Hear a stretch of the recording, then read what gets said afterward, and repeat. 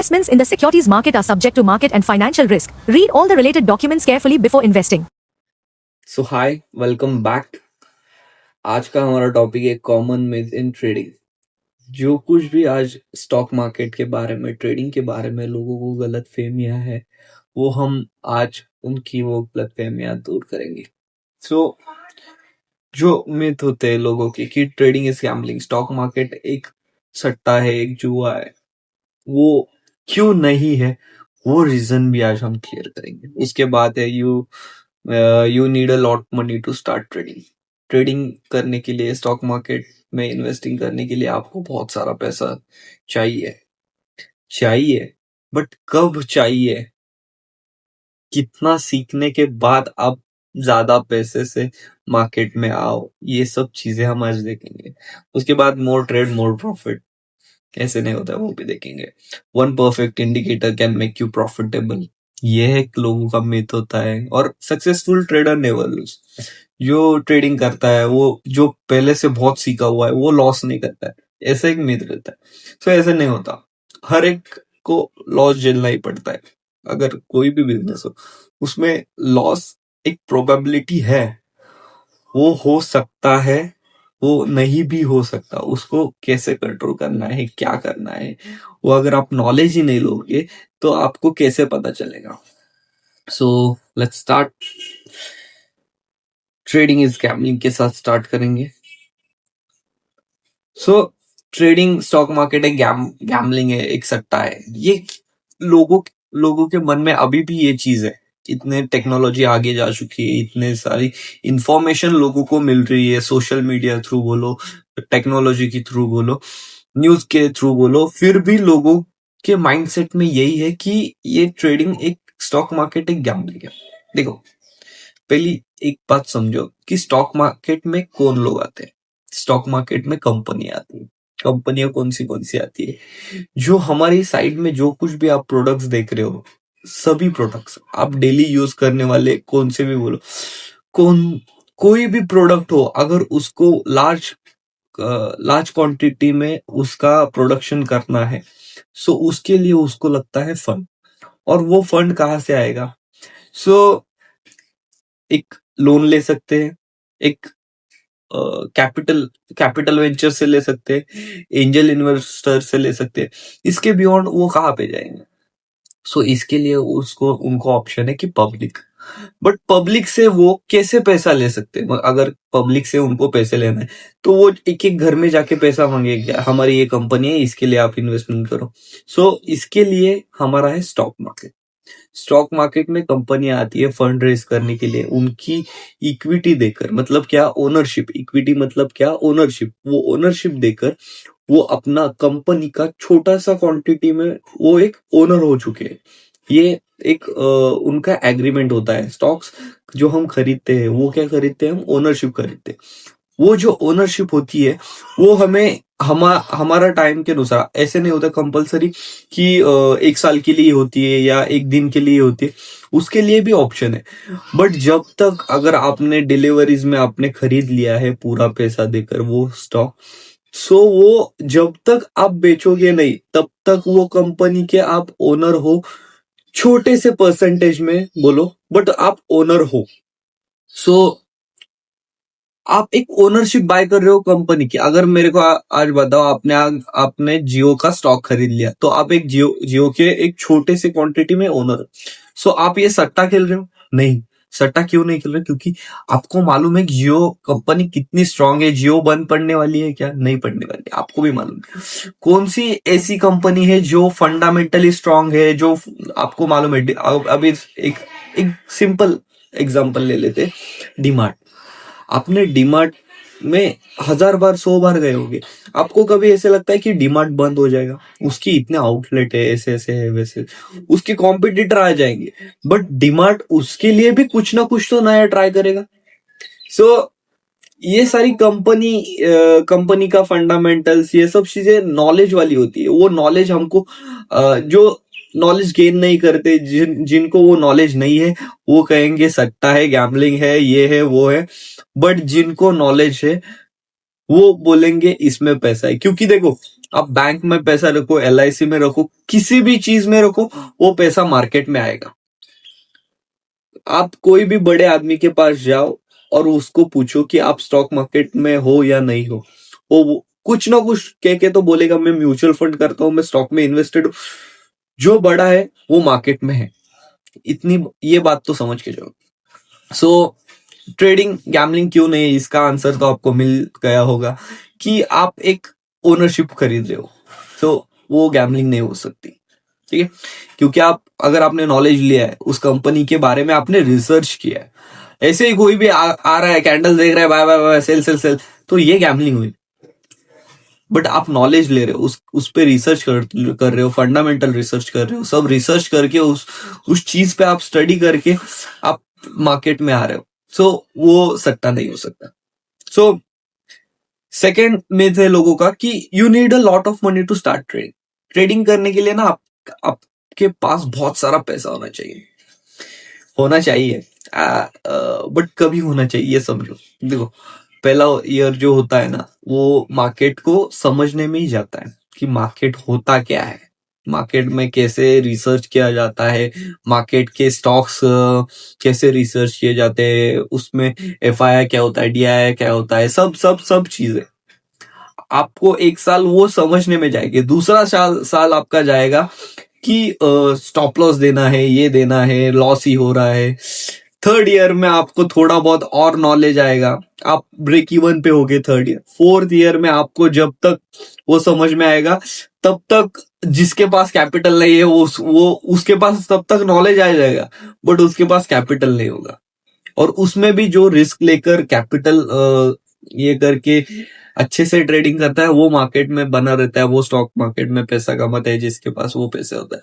But 4 साल के बाद जो सीखने के बाद भी जिसके पास पैसा नहीं होता, वो मार्केट में प्रॉफिट तो कमा पाता है, बट उसके पास कैपिटल लो होने की वजह से उसको मार्केट से बाहर निकलना पड़ता है, या फिर वो एक जॉब के माइंडसेट में जॉब के इसमें जाता है, तो वो जॉब के पीछे, वो जॉब करो, पैसा कमाओ और इन्वेस्ट करो, ये सब चीजें में लोग लगे रहते हैं। सो यही चीज है कि स्टार्टिंग में आपको पैसे की जरूरत नहीं है, स्टार्टिंग में सिर्फ आपको 2 से 3 साल आपको सिर्फ नॉलेज गेन में लगा देना है। देखो, ये है ना, अगर 2 से 3 साल में क्यों बोल रहा हूं ना, अगर आप किसी मेंटोर के थ्रू नहीं गए हो, आप खुद से सीख रहे हो, क्योंकि मुझे खुद 4 से 5 साल लगे हैं। और अगर मेंटोर के थ्रू जाते हो तो आपको पकड़ो 2 साल तो लग ही जाएंगे, क्योंकि आप जितना आप खुद खुद उसमें टाइम दोगे ना, उतना आपको एक्सपीरियंस आएगा। देखो, मार्केट में ऐसे नहीं होता कि आपने कोर्स खरीद लिया और आप सीख गए, ऐसे नहीं होता मार्केट में। आप बहुत सारे कोर्स खरीद सकते हो, 10,000 वाले में भी वही सिखाएंगे, 1 लाख में भी वही सिखाएंगे, सभी इसमें वही सिखाएंगे।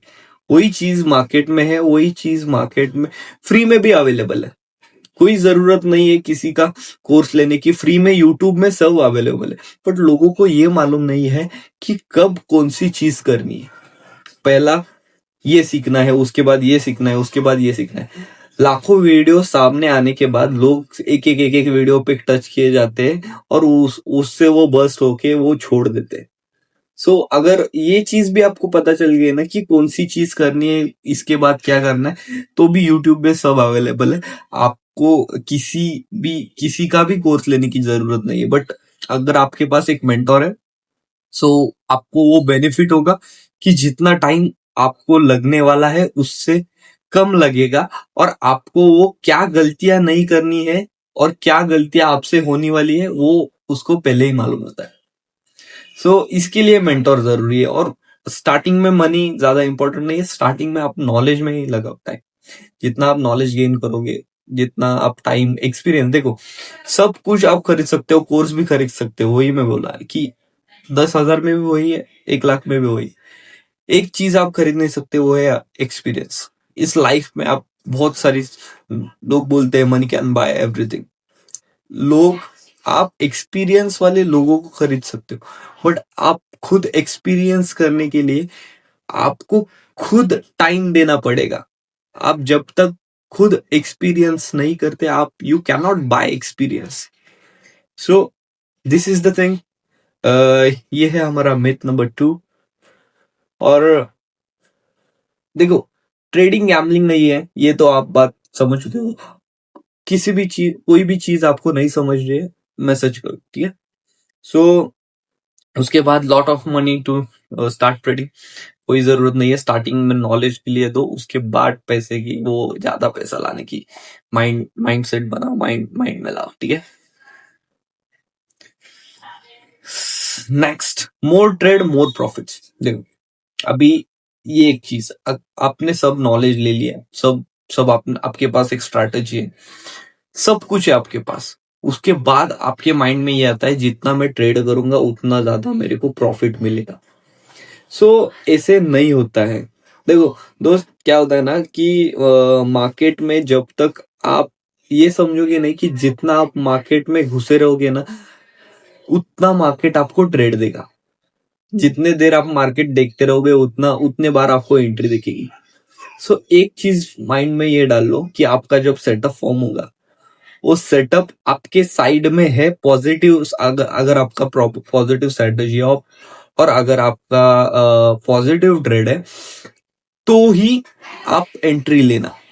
अगर नेगेटिव मार्केट है और आपकी पॉजिटिव एंट्री है, तो ट्रेड मत लेना. क्यों मत लेना? क्योंकि देखो, जब लोग सेल कर रहे होते हैं ना, तब सेल ही कर रहे होते हैं. वो जो हरी कैंडल आती है, ग्रीन कैंडल आती है, वो थोड़ा बहुत प्रॉफिट की कैंडल आती है. जो ट्रेंड चलता है ना, एक एक हिसाब से, एक साइड से चलता है. वो सिर्फ थोड़ा सा एक पुल बैक. अगर एक आपका माइंडसेट ऐसा है कि आप एक बड़े प्लेयर. सो बड़े प्लेयर के लिए क्या लगती है? क्वांटिटी लगती है. जब कोई तो सेल करेगा तभी तो कोई तो बाय करेगा. सो उसके लिए मार्केट में आपको सेटअप दिखेगा तभी ट्रेड करना. पॉजिटिव है मार्केट तो ही ट्रेड करो.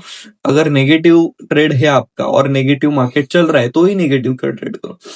वेट करो, प्रॉफिट होता है. देखो, मैक्सिमम है ना, जो कोई भी 5% मंथली निकाल रहा है ना, वो मार्केट में किंग है.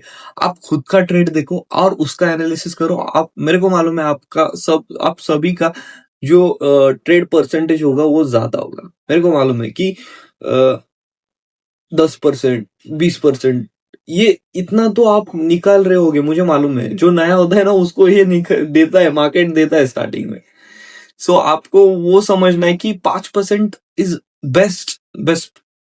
सो ज्यादा ट्रेड की जरूरत नहीं है. रिस्क मैनेजमेंट करो, साइकोलॉजी यूज करो और ट्रेड मैनेजमेंट करो. ज्यादा ट्रेड लेने की जरूरत नहीं. उसके बाद है one perfect indicator can make you profitable. One perfect indicator नहीं बोलूंगा मैं, one perfect setup, one perfect strategy. एक ही स्ट्रैटेजी पकड़ो. इंडिकेटर की हुई वो भी चलेगी, बट एक ही पकड़ो. 100 करने में मत जाओ. 100 स्ट्रैटेजी यूज करने के लिए जाओगे ना,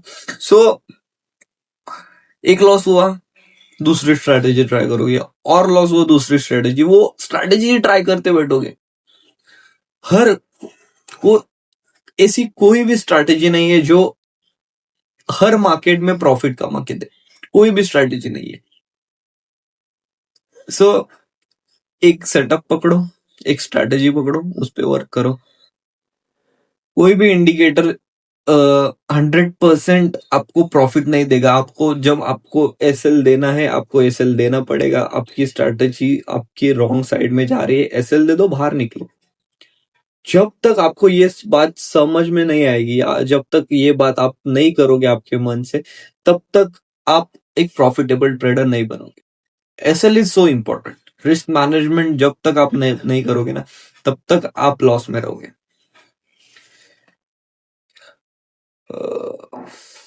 सक्सेसफुल ट्रेडर नेवर लॉस.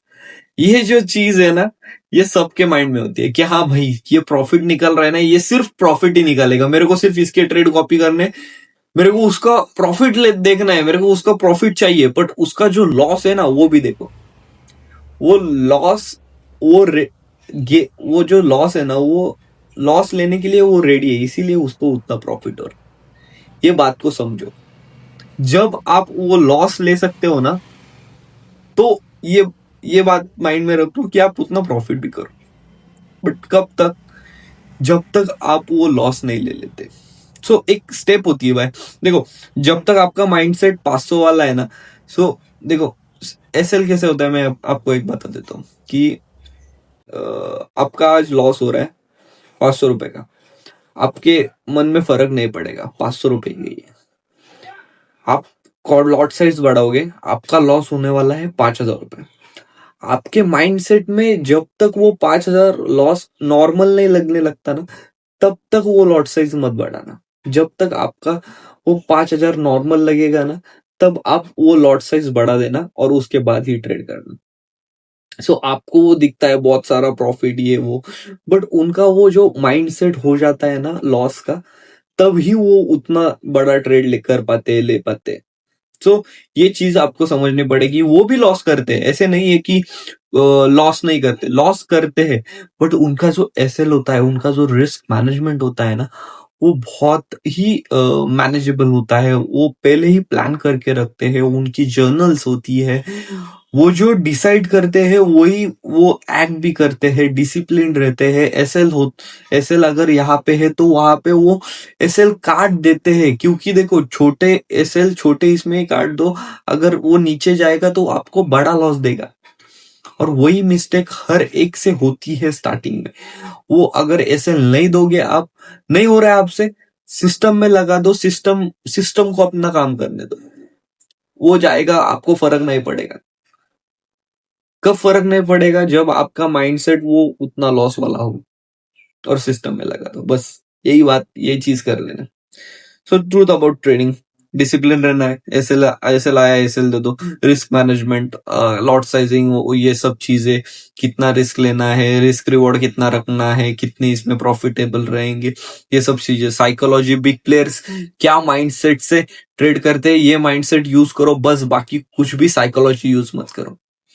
उसके बाद पेशेंस, पेशेंस से मतलब 100 ट्रेड नहीं लेने, दिन में एक ट्रेड भी मिल गया ना तो भी बहुत है, नहीं मिला छोड़ दो, नहीं मिला ट्रेड, जिस दिन ये कंट्रोल करना सीख गए ना आप, उस दिन आप प्रॉफिट में कन्वर्ट हो जाओगे।